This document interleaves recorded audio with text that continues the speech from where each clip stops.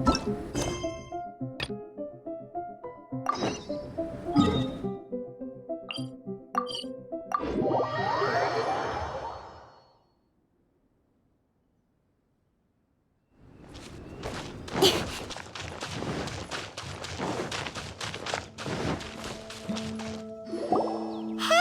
it's Sucrose! Are you here to explore the snowy mountain too? You scared me. Please, don't scare me like that. I was giving my research report some much-needed consideration. But you were just standing over there, staring into space. Not at all. I was just thinking of a name for a new subspecies of sweet flower I propagated. It has seeds that are 4 times as large as normal. Oh, are you interested? Wonderful. Next time, please allow me to show you the fruits of my work. It's a shame. If I wasn't coming to this mountain, I would have brought some samples with me. Yeah, weren't you doing research in the city? How come you're here?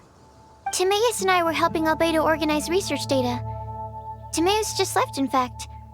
You didn't run into him? Sure didn't.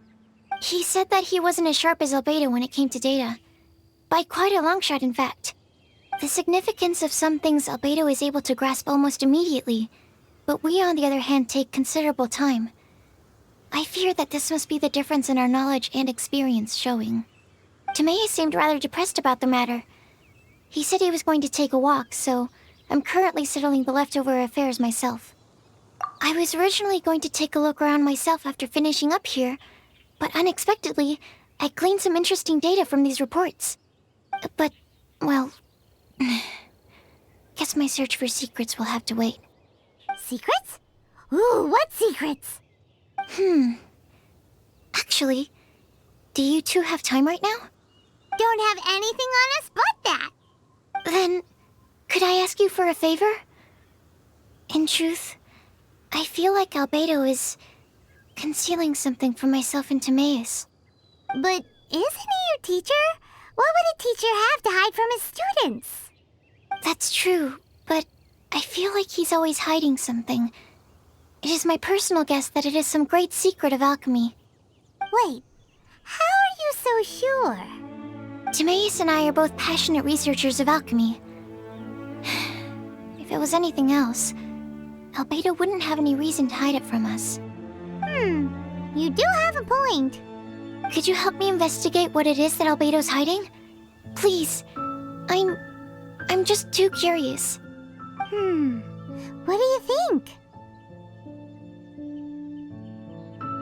Yes! Thank you, thank you! All right. Let's take a little trip, shall we?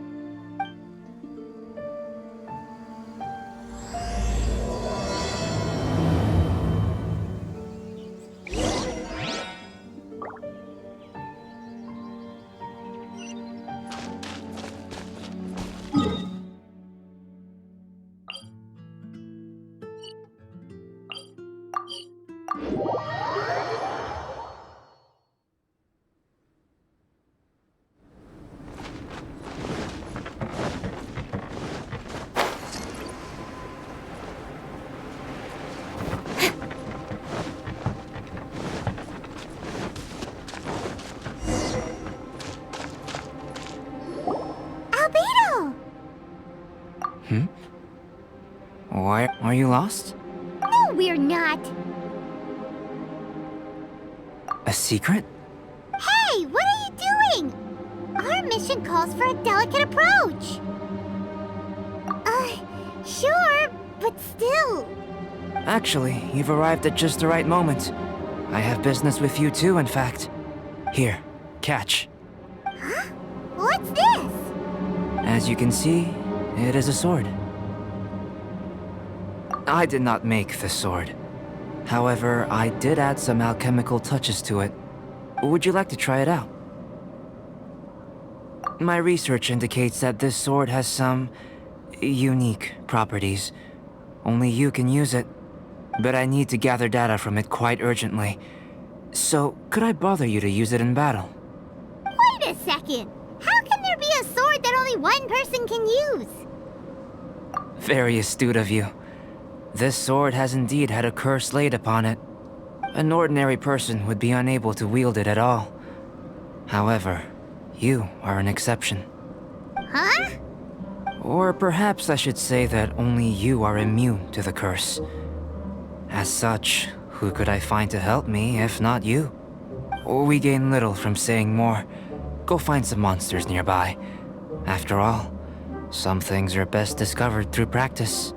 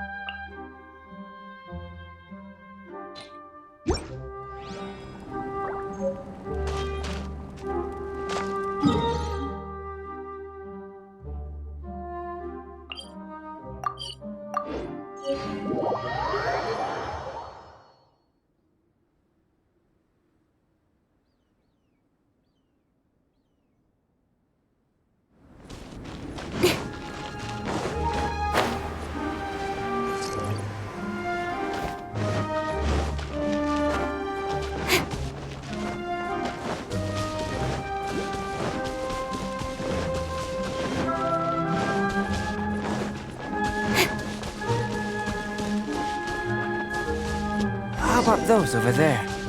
Paimon still has a bad feeling about this.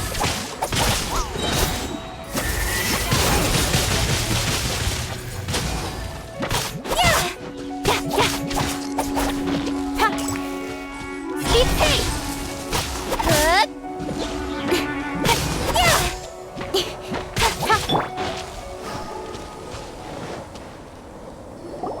Over here! It's with this brat! Give it back, you thief! Treasure hoarders? There are treasure hoarders in a place this cold?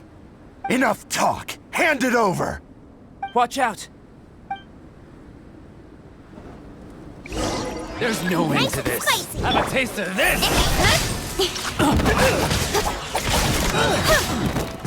Nowhere to hide.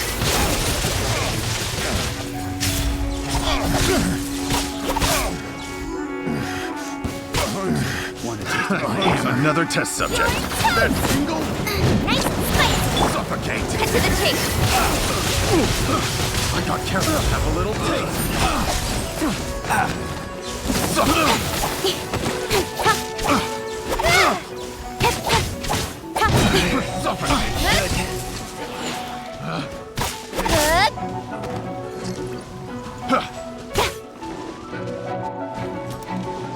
Don't blink.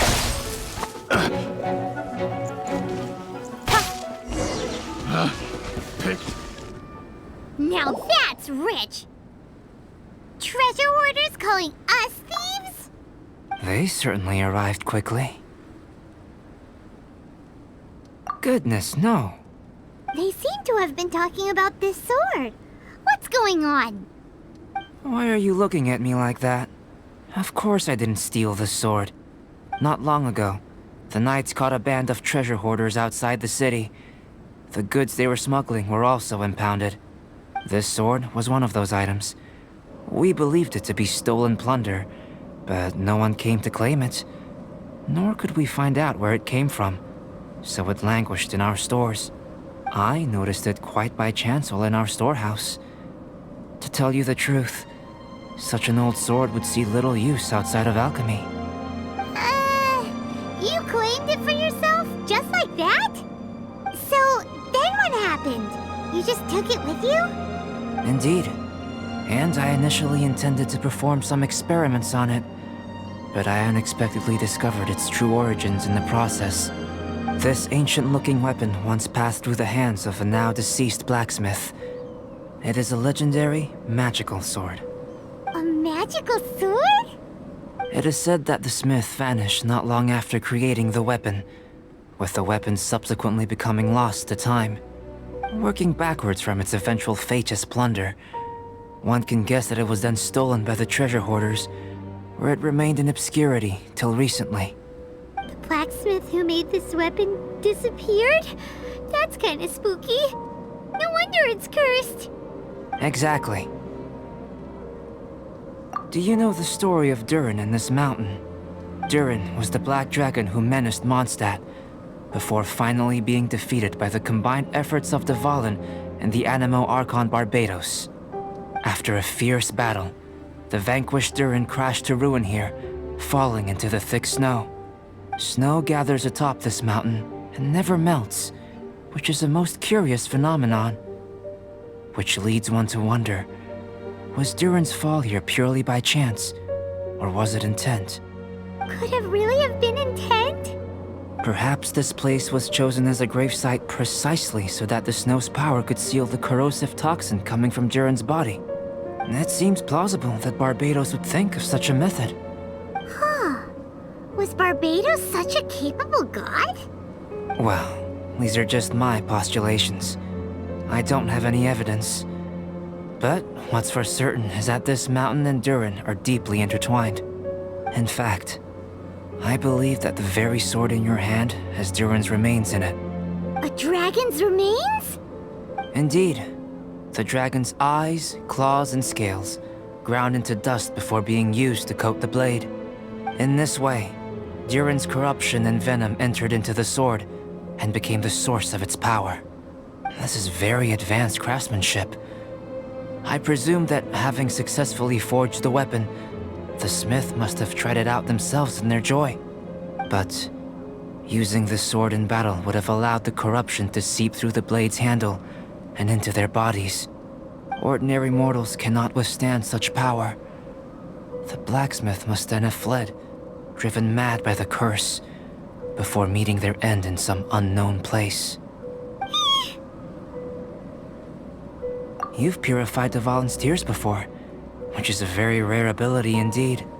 This ability has protected you from being corrupted or poisoned, and you can completely eliminate their effects, which is why you and only you can properly wield this sword.